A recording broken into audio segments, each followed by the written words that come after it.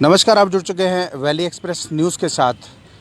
जिस तरह अमित शाह का बयान आता है कश्मीरी पंडितों को लेके, आज हमारे साथ जुड़ेंगे युवा नेता एनसीपी के ऋषि किलब। हम उनसे बात करेंगे और जानेंगे आखिरकार कश्मीरी पंडितों को क्या मिला और क्या नहीं मिला। ऋषि जी, पहले मुझे ये बताएं, जिस तरह बयान आता है, क्या ये बयान देने के बाद जिस तरह ये हड़बड़ ही मच चुकी है, क्या कहना चाहिए आपसे? बड़े अफसोस की बात है। देखिए, हमें ये उम्मीद नहीं थी कि जो हिंदुस्तान के होम मिनिस्टर है वो ऐसा बयान देंगे, लेकिन अब अपनी फितरत तो जाएगी नहीं कहीं। जो एक बंदा खुद तड़ीपार है वो दूसरे को क्या कहेगा, मुझे ये बताइए ना। जो खुद हम उनकी पर्सनल लाइफ पे नहीं जाना चाहते, लेकिन उन्होंने कश्मीरी पंडितों के ज़ख्मों को कुरेदा है, ये ऐसा कह के। और हालांकि मैं एक चीज़ क्लियर करना चाहता हूँ, उन्होंने कल ये कहा है कि 13,000 रुपये एक कश्मीरी पंडित को मिल रहा है, एक फैमिली को मिल रहा है। उनको ये कहना चाहिए था, उनका मतलब ये था कि पर हेड को मिल रहा है। मैं ये क्लियर करना चाहता हूँ, 13,000 जो मंथली मिल रहा है वो एक फैमिली में 4 मेंबर माने जाते हैं। बेशक आप 5 मेंबर भी हो, लेकिन मिलना 4 मेंबर को ही है। तो वो 3200-3300 रुपये पर हेड मिल रहा है। आप बताइए, आज के डेट में 3200 रुपये पे क्या गुजारा करेंगे कश्मीरी पंडित? मुझे ये बताइए, पर हेड 3200 रुपये आपको मिल रहा है, उस पर आप क्या गुजारा करेंगे? लेकिन बड़े अफसोस की बात है, अमित शाह जी ने ऐसे वर्ड्स कहा। लेकिन मैं ये भी क्लियर करना चाहता हूँ, अमित शाह जी ने जो कहा उनने ठीक कहा, क्योंकि उनका कहने का मतलब है कि 3,000 पोस्टें या 2,000 पोस्टें हम देंगे। बीजेपी ने जो ये कहा है कि हम कश्मीरी पंडितों को वापस लेंगे, उन्होंने अपना छुटकारा, जो छुटकारा मैं बोलूँगा कि छुटकारा कर दिया, किनारा कर दिया उन्होंने कि कश्मीरी पंडित की जो घर वापसी की बात कर रहे हैं। मैं उनसे ये कहना चाहता हूँ, क्या कश्मीरी पंडितों की आपने ये बात की जिनके घर जलाए गए, 20,000 से ज़्यादा घर जलाए गए, जो कश्मीरी पंडितों के महिलाओं के साथ अत्याचार हुए, रेप केसेस हुए, उनको इंसाफ मिला? जो मर्डर केसेस हुए उनसे इंसाफ हुआ? जो आतंकवादियों के हिट हुए जो परिवार, उनके साथ इंसाफ हुआ? ऋषि जी, एक चीज़ मैं आपसे पूछना चाहूँगा, जब वोटिंग की बारी आई थी, कश्मीरी पंडितों ने बढ़ चढ़ के इनको वोट दिया।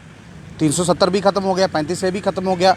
वापस जाने की जब बारी थी, कश्मीरी पंडितों को कश्मीर में भेजना था, कहीं ना कहीं उनको बसाना था, क्या इस तरह से इन्होंने इम्प्लीमेंट किया कुछ? देखिए, बसाने की बात दूर है। अमित शाह जी ने कल ये कहा कि कांग्रेस के दौरान जो है इनको निकाला गया कश्मीर से। मैं ये क्लियर करना चाहता हूँ, उस टाइम वीपी सिंह जी की सरकार थी, बीजेपी भी उसमें पार्ट थी, ठीक है। मैं ये भी क्लियर करना चाहता हूँ, जो आज जगती में फ्लैट्स है ये मनमोहन सिंह जी की देन है, ठीक है। जो कैश रिलीफ मंथली है ये जगमोहन के टाइम पे है, ठीक है। और उसको जो बढ़ाया गया रिलीफ ये मनमोहन सिंह जी की देन है। जो 6,000 प्रधानमंत्री पैकेज है जॉब की, ये मनमोहन सिंह जी की। इन्होंने किया क्या? इन लुटेरों ने कुछ नहीं किया। इन्होंने जम्मू के जो हमारे भाजपा के जो अध्यक्ष भी है और भाजपा के जो लीडर्स भी है, इन्होंने मजाक बना रखा है कश्मीरी पंडितों का। इन्होंने कश्मीरी पंडित को एक खिलौना समझ रखा है, फुटबॉल कभी कोई इधर मार देता है, कभी कोई इधर। इन्होंने मतलब फॉर ग्रांटेड लिया कश्मीरी पंडितों को। लेकिन मैं उन्हें बताना चाहता हूं कि आप लोगों ने शायद अभी तक ये समझा है कि कश्मीरी पंडित समाज जो है ये चुप रहने वाले समाज है। मैं ये गवर्नमेंट से ये आखिरी बार कहना चाहता हूं कि कश्मीरी पंडितों को मजबूर मत करो कि हमारी जो डिमांड्स है, हमारी जो समस्या है, इसको हम यूएनओ तक लेके जाए। इसको हम चाहेंगे कि हम जो हमारे मसले है वो हिंदुस्तान में ही सॉल्व हो। हम नहीं चाहेंगे दूसरी कंट्री आके इसको सोल्यूशन निकाले। मुझे लगता है कि इनके पास जो आंकड़े हैं वो सही नहीं है, और उसी की बदौलत ये जो आज सिस्टम देखने को मिल रहा है। क्योंकि कश्मीरी पंडित अगर कश्मीर में बसाए जाते या नौकरी दी जाती, पर फैमिली के हिसाब से आपने बताया इनको 13,000 दिया जा रहा है, लेकिन इनकी नज़र में ये है कि 13,000 पर बंदे को दिया जा रहा है। वही मैं आपको कह रहा हूँ, इनको ये लग रहा है, इन्होंने लोगों को ये मिसगाइड भी किया कि हम 13,000 दे रहे हैं। अरे तुम क्या दे रहे हो मुझे बताओ ना। मोदी साहब पिछले 7 साल से या 6 साल से अगर पावर में है, उन्होंने क्या दिया पंडितों को? कुछ भी नहीं दिया। जो पंडित यहाँ पे 30 साल से रेंट पे रह रहे हैं, उनके लिए क्या है मुझे ये बताइए। कश्मीरी पंडित जो बच्चे सफ़र कर रहे हैं, अनएम्प्लॉयड है, मुझे ये बताइए उनके लिए क्या है। जो परिवार जिनके पास हेल्थ कंडीशन जिनकी बुरी है, उनके लिए क्या है। भाजपा के अध्यक्ष सिर्फ बातें करते हैं अपने कमरे में बैठ के, और करते क्या है मुझे ये बताइए। शर्म आनी चाहिए बीजेपी के सब लीडर्स को, जो जम्मू कश्मीर के लीडर है, जो हमदर्द बनते हैं कश्मीरी पंडितों के। शर्म आनी चाहिए उन लीडर्स को जो खुद को लीडर कहते हैं और कहते हैं हम कश्मीरी पंडितों के साथ हैं। नरेंद्र मोदी जी जो ड्रामाबाज लीडर है, जो यहाँ आके कहते हैं कि मुझे कश्मीरी पंडितों का दर्द है। क्या दर्द है मुझे बताइए? यहाँ रिफ्यूजी वो मर रहे हैं और वो बोल रहे हैं हमें दर्द है, और वो कुछ रह गए गुपकार गैंग के लीडर्स जिन्होंने कोई कसर नहीं छोड़ी कश्मीरी पंडितों को हरासमेंट कर कि जब तक आज जो कंडीशन है गुपकार गैंग की वजह से। महबूबा जी ने भी एक कॉलोनी की डिमांड की थी, जो कश्मीरी पंडितों के लिए जो कॉलोनी बनाई जाएगी, कहीं ना कहीं इनको वहाँ बसाया जाएगा। महबूबा मुफ्ती जी को हम लीडर थोड़ी मानते हैं। वो तो कभी पाकिस्तान की बोली बोलते हैं, कभी वो चाइना की बोली बोलते हैं। वो लीडर नहीं है। वो जो खुद हिंदुस्तान के गद्दार होंगे वो हमें क्या समझाएंगे? फारूक अब्दुल्ला जैसा गद्दार वो हमें समझाएगा? मुझे ये बताइए वो क्या बोलेंगे, क्या बात करेंगे कश्मीरी पंडित? कश्मीर में जाके कश्मीर के बनते हैं, जम्मू में आके जम्मू के बनते हैं, कोई त्यौहार आते हैं तो सरदारों के बनते हैं, कभी क्रिश्चियन। वो वो ऐसे लीडर है, वो लीडर नहीं है, वो लुटेरे है। क्या कश्मीरी पंडित की क्या डिमांड रहेगी अब? कश्मीरी पंडितों की ये डिमांड रहेगी, एक तो कैश रिलीफ हमारी, मैं अपनी पार्टी की बात करता हूँ, हमारी डिमांड ये है कि एक तो हमें जल्द से जल्द जो कैश रिलीफ है वो बढ़ना चाहिए अप टू 25,000 रुपये पर मंथ, और जो कश्मीरी पंडित जो घर हमारे जलाए गए उसका कंपनसेशन हमें चाहिए। जो हमारी ज़मीनें वहाँ ग्रैब की है, चाहे गवर्नमेंट के थ्रू की गई है, चाहे वहाँ के लोकल्स के थ्रू की गई है, जो हमारी ज़मीनें वहाँ ग्रैब की है उसको जल्द से जल्द छुड़ाए, और हमारे लिए कोशिश की जाए कि वन टाइम सेटलमेंट यहाँ पे की जाए। हमें जो बताइए, हमें पैकेज क्यों नहीं आप सेंट्रल गवर्नमेंट में कितने साल हो गए आपको कश्मीर से यहाँ आए हुए? हम पिछले 32 साल से यहाँ है। हमें बताइए सेंट्रल गवर्नमेंट में हमें जॉब क्यों नहीं दे रहे? हमें क्यों कह रहे हैं कि क्लास 4 की जॉब आप कश्मीर में करो? क्योंकि ये चाहते ही है कश्मीरी पंडित को फुटबॉल समझ रखा है, कभी उधर कभी इधर। आप मुझे बताइए सेंट्रल यूनिवर्सिटी में जॉब क्यों नहीं कश्मीरी पंडित को मिल रहे?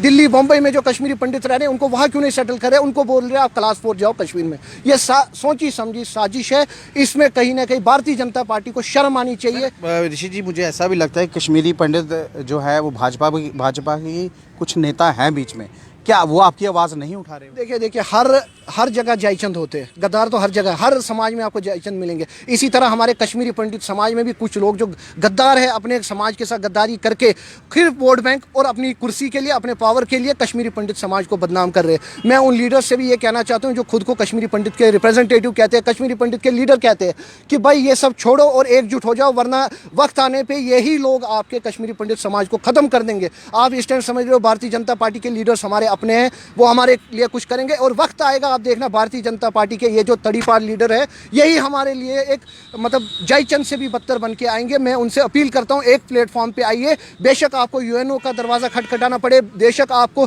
किसी और कंट्री की मदद लेनी पड़े, लेकिन जो हिंदुस्तान की ये जो सरकार है, गूंगी बहरी सरकार भारतीय जनता पार्टी, ये आपको कुछ नहीं देंगे, यह खाली एक जुमलेबाज सरकार है और कुछ नहीं। आने वाले वक्त में जो इलेक्शन होनी चाहिए जम्मू कश्मीर में, क्या कश्मीरी पंडित किसके साथ जाना पड़ा? बिल्कुल नहीं। जिस टाइम आपने देखा डीडीसी इलेक्शन में कश्मीरी पंडितों ने बाइकआउट, टोटली बाइकआउट किया, और शर्म आनी चाहिए। रविंदर रैना जी इतना झूठ कहते हैं, वो कहते हैं कि कश्मीरी पंडितों ने बढ़ चढ़ के हिस्सा लिया और भारतीय जनता पार्टी को वोट दिया। मैं ये ओपनली उनको कहता हूँ, प्रूव करो किसने वोट दिया।